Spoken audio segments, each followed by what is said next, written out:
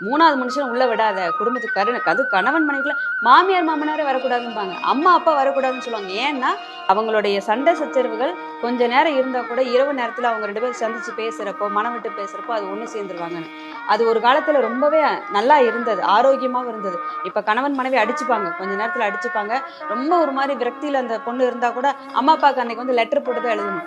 ஒரு லெட்டர் போட்டு 4 நாள் கழிச்சு, ஒரு வாரம் கழிச்சு போய் சேர்றதுக்குள்ள இவங்க 2 பேரும் சேர்ந்துருவாங்க. கணவன் மனைவி எடுப்புல போனை காதுல வச்சுட்டா காப்பி போட போறேன், பால் வாங்க போறேன், அங்க இருந்து அந்த பக்கம் இந்த பால் வாங்காத அந்த பால் வாங்கு, இந்த காப்பி தூள் அவங்க வந்து இதெல்லாமே மென்ஷன் பண்றாங்க. அப்போ இங்க அந்த பையன் ஒரு மாதிரி வாழ்ந்துட்டு இருந்திருப்பான்.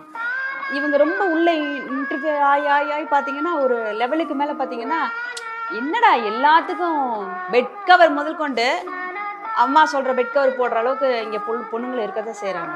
அதனால 3வது மனுஷன் தலையீடுங்கிறது அது குடும்பத்துல இருக்கக்கூடாது. என்னம்மா கீழே சத்தம் பேசிக்கிட்டு இருக்கேன் மாமா.